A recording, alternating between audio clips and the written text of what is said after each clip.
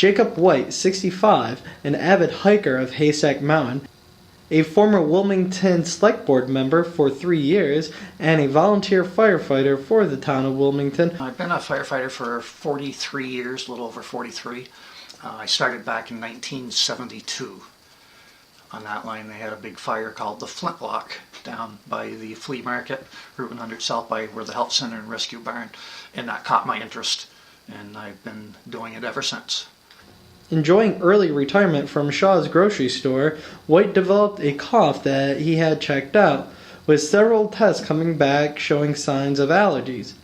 After a year, his doctor ordered some more detailed testing. And I've had x-rays of my lungs so that they never detected anything. The x-rays just didn't show up. The CAT scan actually did. And so it was like when after the CAT scan and you walked into the doctor's office and they primarily said, bad news that you have stage 4 lung cancer. And it's like, okay, that drops your jaw. I really don't have any symptoms other than the cough, and it still doesn't seem that way. I'm actually healthy for a person that has stage 4 cancer. White started to go for chemotherapy when he received new information.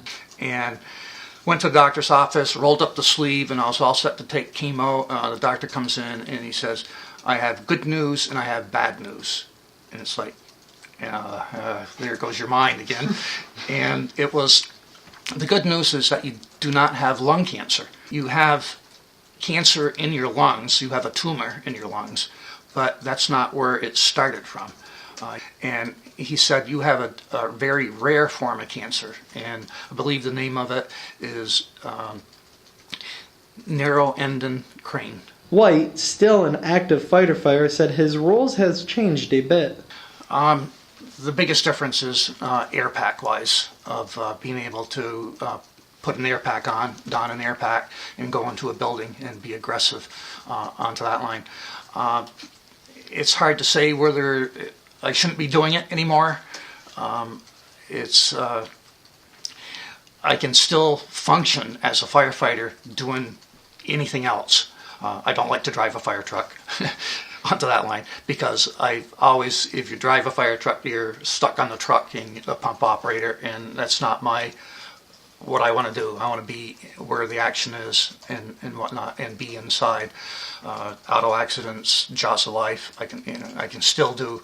I can direct traffic. I can't stop stop being a firefighter onto that line. It's in your blood.